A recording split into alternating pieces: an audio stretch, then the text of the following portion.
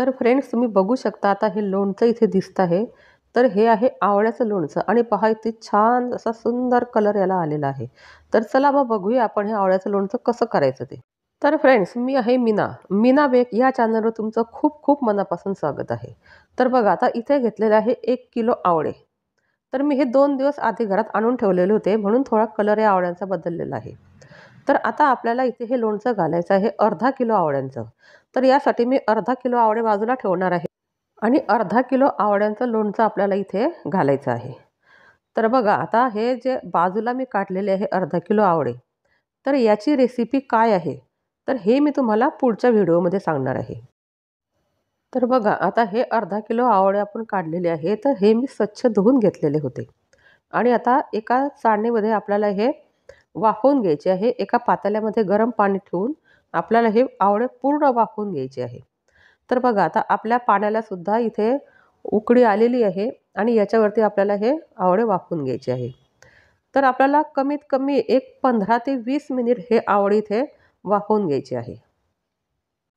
तर बघा फ्रेंड्स, आता मी हे अर्धा किलोचं तुम्हाला मेजरमेंट पूर्ण सांगणार आहे लोणच्याचं. तुम्हाला जर जास्त आवळ्याचं लोणचं घालायचं असेल तर तुम्ही याचं प्रमाण वाढवू शकतात. तर बघा आता इथे मी हे आवळे वाफवायला ठेवलेले आहे. तर आता इथे 15 ते 20 मिनिट आपल्याला हे आवळे वाफवून घ्यायचे आहे आणि त्यानंतर आपण बघूया आपले आवळे कसे झाले ते. तर बघा आता माझे हे आवळे हे उरलेले आहे. बघा आता हा इकडचा दिसतो आहे, त्या साईडचा आवळा असा पूर्ण असा उरलेला आहे. तर हे असे आपले आवळे इथे व्हायला पाहिजे. कारण काय होतं, हे जेव्हा पाकळ्या याच्या मोकळ्या होतात तेव्हाच हे आवळ्याच्या पाकळ्या ह्या व्यवस्थित अशा त्या बीपासून बाजूला होतात. नाहीतर हे आवळे जर असे उरले नाही तर ते आपल्या पाकळ्या मोकळ्या होत नाही. तर बघा याच्यासाठी मी मसाला घेतलेला आहे. थोडी बडीशोप घेतलेली आहे, थोडे धणे घेतलेले आहे, जिरं घेतलेलं आहे आणि ही घेतलेली आहे मी मोहरीची डाळ आणि फोडणीसाठी आपण इथे तेल घेतलेलं आहे. तर बघा आता माझ्याकडे जर छोट्या छोट्या वाट्या होत्या तर त्याचं प्रमाण मी इथे तुम्हाला दाखवलं आहे. तुम्ही सुद्धा तुमच्या घरी काही असं छोटी वाटी वगैरे असेल तर त्याचं तुम्ही हे प्रमाण घेऊ शकतात आणि जास्त करायचं असेल तर हे प्रमाण तुम्ही वाढवू शकतात. तर आता आपल्याला इथे हे धणे, जिरं आणि बडीशोप इथे भाजून घ्यायची आहे आणि भाजून झाल्यानंतर थोडी आपल्याला जाडसर हे मिक्सरमध्ये फिरवून घ्यायची आहे. एकदम बारीक पण नाही, अशी थोडी जाडसर ही मिक्सरमध्ये आपल्याला फिरवायची आहे. तर बघा आता हे पूर्ण आपलं गाढ झालेलं आहे मिश्रण आणि आता हे आपल्याला मिक्सरमध्ये बारीक करून घ्यायचं आहे. तर बघा फ्रेंड्स, तुम्हाला जर ही माझी व्हिडिओ आवडत असेल तर तुम्ही व्हिडिओला लाईक, शेअर आणि सबस्क्राईब करायला विसरू नका आणि जास्तीत जास्त ही शेअर करा. बघा आता हे मी बारीक मिक्सरमध्ये केलेलं आहे आणि आता आपण इथे बघूया आपले आवळेसुद्धा हे गार झालेले आहे आणि आता आपल्याला बीपासून हे आवळे असे मोकळे करून घ्यायचे आहे. बघा किती छान आपल्या ह्या पाकळ्या इथे बाहेर येत आहे. हे आवळे चांगल्या प्रकारे वाफवून झाले पाहिजे तरच ह्या पाकळ्याच्या व्यवस्थित आपल्या बाहेर येतात. आता बघा इथे सर्व आवळे मी असे बीपासून ते मोकळे करून घेतलेले आहे आणि आता एवढ्या आपल्या ह्या बी इथे शिल्लक राहिलेले आहे. तर आता कढईमध्ये आपल्याला टाकायचं आहे तेल. मी मगाशी जे दाखवलं होतं तेवढंच तेल आपल्याला ह्या कढईमध्ये इथे टाकायचं आहे. जास्त तेल या आवळ्याच्या लोणच्याला लागत नाही, कमीत कमी तेल टाकायचं. आणि बघा आता इथे मी दाखवते तुम्हाला मेथी आणि नंतर हिंग. तर आपल्याला इथे थोडं फोडणीमध्ये हिंग आणि मेथी याची फोडणी द्यायची आहे आपल्याला. तर यामुळे आपल्या लोणच्याला अतिशय छान टेस्ट येते आणि ते तेलामध्ये टाकल्यानंतर वरून झाकण ठेवायचं, म्हणजे त्याचा जो वास आहे तो वास आपल्या लोणच्याला अतिशय छान येतो. तर तुम्ही हे स्टेप नक्की लक्षात ठेवा आणि जेव्हा तुम्ही लोणचं कराल तर तेव्हा या प्रकारे हे लोणचं तुम्ही करा, मी जसं बनवते हे तसं. तर बघा आता आपल्याला एक कढई पण पूर्ण अशी हलवून घ्यायची आहे. तर आता बघूया आपण आपल्या त्या मेथ्या वगैरे छान अशा फुटलेल्या आहे किंवा नाही. तर त्या तेलामध्ये अशा चांगल्या फ्राय व्हायला पाहिजे तरच त्याचा वास हा आपल्या लोणच्याला छान येतो. तर बघा आपल्या ह्या मेथ्या अशा तळतळायला लागलेल्या आहेत. तर बघा आता यांचा कलरसुद्धा बदललेला आहे, म्हणजे आपली ही जी फोडणी आहे तर ही अतिशय छान अशी इथे तयार झालेली आहे. तर आता हे थोडं हलवल्यानंतर आपल्याला यात टाकायचं आहे मोहरीची डाळ. ही मोहरीची डाळ आधी का टाकायची, कारण ही तेलामध्ये चांगल्या प्रकारे फ्राय व्हायला पाहिजे, म्हणून ही मोहरीची डाळ आपण इथे आधी टाकायची आहे. आणि त्यानंतर आपण जो दळलेला मसाला आहे मिक्सरमध्ये, तर तो मसाला आपल्याला यात टाकून घ्यायचा आहे. तर बघा, अतिशय घरगुती साहित्यामध्ये आपल्याला हे लोणचं इथे घालायचं आहे आणि काही जास्त मसाले पण वापरायचे नाही, म्हणजे आपल्याला त्याचा त्रास पण होत नाही.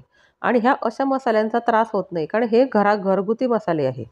आपण नेहमी भाज्यांमध्ये असे मसाले वापरत असतो. तर बघा, आता आपला हा मसाला चांगला फ्राय झालेला आहे, तर यात टाकायचं आहे आपल्याला हळद.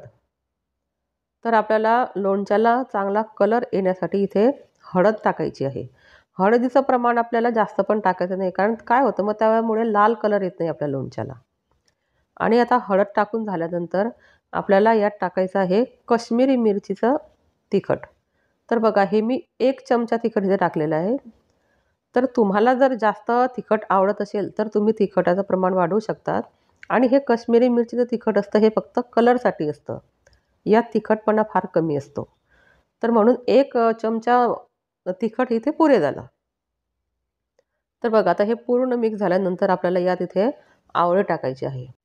हा मसाला तयार करताना घरामध्ये अतिशय घमघमाट मसाल्याचा वास हा सुटलेला होता. खूपच छान वास हा येत होता, की मला माझ्या शेजारच्या लेडीजने विचारलं होतं, की "ताई, तुम्ही आज लोणचं घातलं का?" तर मी त्यांना सांगितलं, "हो, आज मी आवळ्याचं लोणचं घातलं." तर त्या वासमुळे त्यांना कळालं, की ताईंनी आज आवळ्याचं लोणचं टाकलेलं आहे. कारण नेहमी मी हे लोणचं अशा प्रकारे टाकते, तर त्यांना नेहमीचा माझा अनुभव आहे. तर त्यासुद्धा बऱ्याच वेळा माझा हे रेसिपी बघून त्या आवळ्याचं लोणचं करत असतात. तर बघा, आता हे फोडी ह्या सगळीकडे अशा आपल्या मसाल्याने पूर्ण अशा मिक्स झालेल्या आहे. तर आता थोडी वाफ आपल्याला इथे येऊ द्यायची आहे थोड्या वेळासाठी, एक 5 ते 7 मिनिटासाठी. तर बघा, आता मी हे पूर्ण मिक्स केलेलं आहे आणि आता यात टाकायचं आहे आपल्याला गूळ. तर बघा, आता आपले अर्धा किलो आवळे होते. तर त्यातल्या आपल्या बीसुद्धा बाहेर निघाल्या. म्हणजे आपल्या आवळ्याचं जे प्रमाण आहे ते कमी झालं. आणि आवळे जेव्हा कच्चे असतात, तर तेव्हा ते प्रमाण त्याचं जास्त असतं आणि जेव्हा ते बॉईल होतात, तर त्याचं वजन हे कमी भरतं. म्हणून मी इथे 450 ग्रॅमच गूळ घेतलेला आहे. म्हणजे कसं आहे ना, हे लोणचं गोड असलं तरच छान लागतं.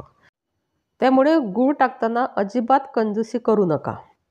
तर गुळाचं प्रमाण जर चांगलं असलं तर ह्या लोणच्याची टेस्ट ही छान लागते. तर बघा, आता आपला गूळ हा चांगला इथे पातळ झालेला आहे आणि उकळायला लागलेलं आहे लोणचं आपलं. तर अतिशय छान आपलं हे लोणचं इथे दिसतं आहे आणि याचा वास तर अप्रतिम घरामध्ये येतो आहे. तर तुम्ही ही रेसिपी माझी नक्की ट्राय करा आणि तुमचं लोणचं कसं झालं हे मला कॉमेंट्स बॉक्समध्ये सांगायला विसरू नका.